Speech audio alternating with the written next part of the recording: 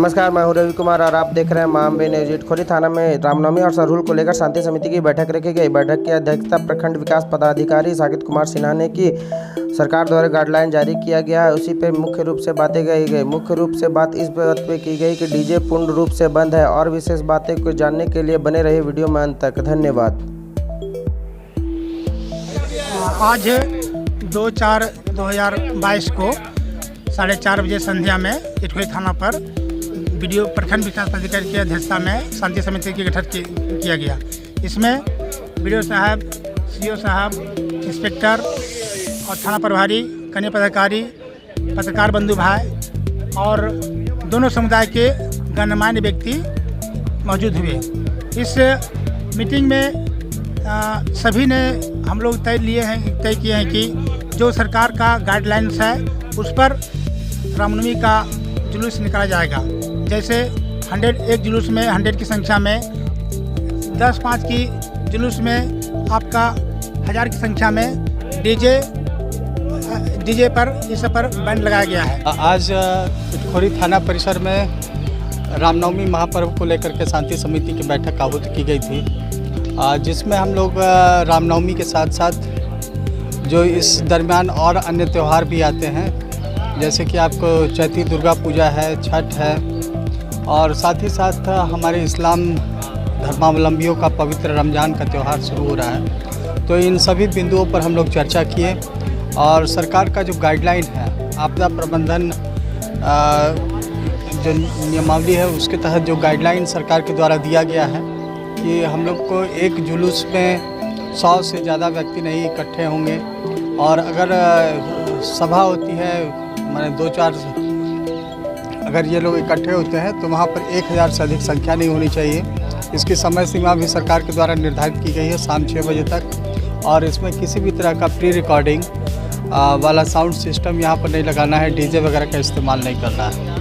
तो ये सारे गाइडलाइंस हैं, इसका अनुपालन करने की जिम्मेवारी जो है आमजन के साथ साथ हम जो पुलिस प्रशासन के लोग हैं, हम लोगों पर है इसका अनुपालन करवाना। इटखोरी थाना परिसर में रामनवमी के लिए शांति समिति की बैठक में उपस्थित हुए थे इटखोरी के बुद्धिजीवी लोग और यहाँ थाना प्रभारी अब BDO सर की अध्यक्षता में ली गई है निर्णय।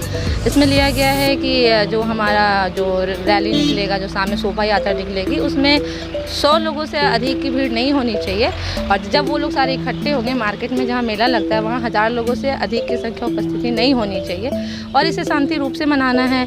कुछ लोग होते हैं जो इसमें उपद्रव मचाते हैं, जो लोग शांति भंग करने की कोशिश करते हैं, वैसे लोगों को समझाना है कि भाई 2 साल के बाद हम ये प्रोग्राम मनाने जा रहे हैं, रामनवमी मनाने जा रहे हैं। 2 साल से तो घर में ही बैठे थे, इस साल हम लोग निकले हैं बाहर तो अच्छे ढंग से मनाएंगे। अभी आदेश आया है 100 लोगों का, हो सकता है अगले साल 500 लोगों का आदेश आ जाए, फिर हम लोग इसको बृहद पैमाने पर जैसे पहले मनाते थे पूर्व की भांति फिर से हम लोग मना सकें।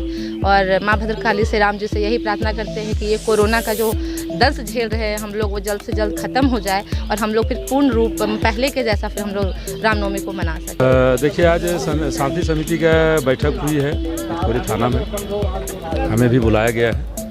इसमें सरकार का जो गाइडलाइन है कि एक शोभा यात्रा में ये हर अखाड़ा से 100 आदमी को लेकर चलना है। इस तरह से अगर 2-4 अखाड़ा हो जाता है तो सर से हम लोग निवेदन किए थे कि सर एक तो जो सेंटर पॉइंट है उसमें गैदरिंग ना हो, उसके वजह से आप थोड़ा सा इसको प्रोटोकॉल के तहत हम लोग इसका प्रोसेसन को निकालेंगे।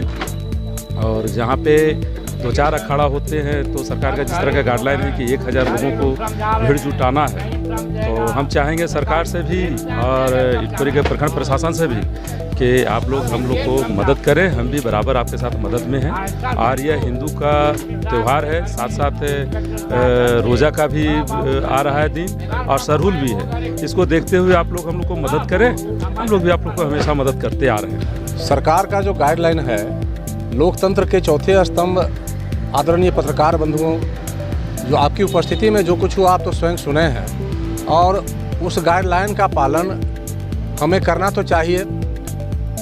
कोविड-19 का भी जो गाइडलाइन है उसे भी हमें पालन करने की आवश्यकता है, लेकिन कम से कम हमें इस बात पर निश्चित तौर पर सामाजिक तौर तरीके, सामाजिक का रूपरेखा, समाज का रहन सहन, निश्चित तौर पर हमारी पूजा पद्धति पर ध्यान देने की आवश्यकता है।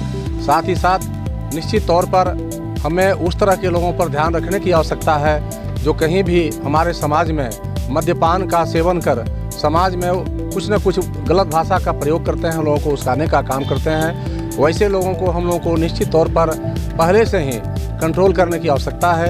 ये हमारा बहुत हिंदू समाज का महान पर्व है, इसे शांतिपूर्वक मनाने की आवश्यकता है और हमें आशा ही नहीं पूर्ण विश्वास है कि हमारा इलाका आज तक इस विषय पर कभी किसी प्रकार का कहीं कोई बदनामी अभी तक नहीं आई है और न ही भविष्य में आने की कोई माने उम्मीद है। देखिए भाई, आज इटखोरी थाना में शांति समिति की बैठक हुई रामनवमी को लेकर के।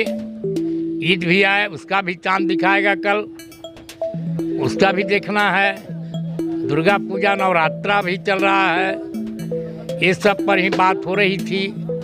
सरकार के जितने भी गाइडलाइन हैं सारे पदाधिकारियों ने उनको बताया, जबकि बहुत भीड़ हुई आज पीस कमेटी बैठक में। सबों ने सुना, हाथ धोना ही है, मास्क लगाना है, डीजे नहीं बजाना है, 100 से भीड़ ज़्यादा नहीं करना है, लास्ट अंतिम अगर भीड़ होगा ज़्यादा तो 1000 तक का अलाव है, और नशा पान नहीं करना है, मिलजुल करके खेल तमाशा करना है, डीजे नहीं बजाना है, मेला नहीं लगाना है, हैं? ये सब गाइडलाइन तो बहुत अच्छी है, ये तो परमानेंट चीज़ होना चाहिए। जिस भगवान राम का ये हिंदू धर्म के लोग पूजा कर रहे हैं, हनुमान जी का पूजा कर रहे हैं, उनको दुनिया में अगर नफरत था तो नशे से ही ज़्यादा नफरत था, और हम लोग जो पूजा कर रहे हैं कुल नशा वाले ही पूजा कर रहे हैं। कहीं उन्होंने नाच नहीं दिखाया, न हनुमान जी गाए न राम जी गाए, वो अपनी इच्छा शक्ति विल पावर का प्रयोग करते थे और दुष्टों का संहार करते थे, और सत्य के मार्ग पर चलकर नौजवान के रूप में उन्होंने जो मार्गदर्शन दिया है, अगर उसको हम लोग अपना लें तो शांति ही शांति रहेगी। किसी गाइडलाइन की जरूरत नहीं पड़ेगी, किसी का जरूरत नहीं पड़ेगा, और पूजा बहुत ढंग से होगा और अति सुंदर होगा।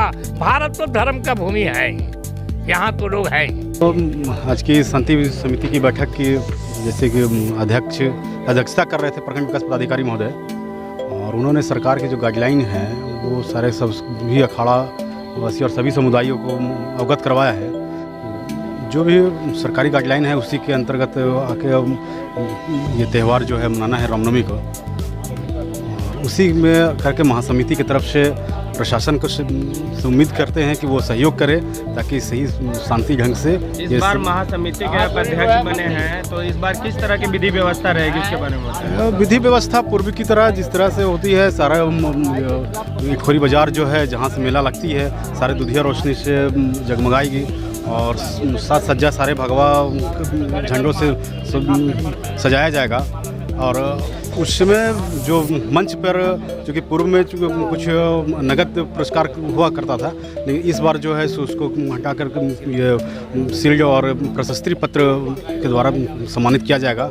जितने भी अच्छे झांकी जो आएगी, जो शोभा यात्रा निकालेगा जो अच्छा, उसके लिए। दूसरा है जो अनुशासन तरीके से जुलूस में आ जाएगा, उसके लिए एक अलग है। एक तीसरा है कि जिसका जो साज सज्जा और ये साउंड, उसके लिए भी एक उनको भी पुरस्कृत किया जाएगा। और एक अहम बात है, चूँकि जो लोग अपना कला का प्रदर्शन वहाँ मंच के पास जो जज हैं प्रशासन के पास समिति के सामने जो अच्छा प्रदर्शन करेंगे, लाठीबाजी करेंगे, तलवारबाजी करेंगे या कुछ और भी अपना प्रदर्शन करेंगे, उन लोगों को भी एक मेडल देकर सम्मानित किया जाएगा और प्रशस्ति पत्र दिया जाएगा। गाइडलाइंस में जो भी नियम बताया गया सरकार का, वो प्रोटोकॉल को फॉलो करना है। वही हिसाब से मेरा भी जो कार्यक्रम है उस पर ध्यान दिया जाएगा, और सभी जितने भी अखाड़ा के मेंबर सदस्य जो भी हैं उस पर खरा उतरेंगे और वही हिसाब से अपना कार्यक्रम को आगे बढ़ाएंगे। और जो भी शोभा यात्रा जो भी निकाले जाएंगे, मास्क वगैरह सैनिटाइज वगैरह के साथ में निकाला जाएगा। सरकार के गाइडलाइंस में डीजे नहीं बजाने का अनुमति दिया गया, उसके बारे में क्या बोलना चाहते हैं? सरकार के गाइडलाइन में अगर डीजे नहीं बजाना तो उस पर हम लोग विरोध नहीं कर सकते, उस पर एथी नहीं कर सकते हैं, क्योंकि कानून है, कानून का उल्लंघन नहीं कर सकते हैं।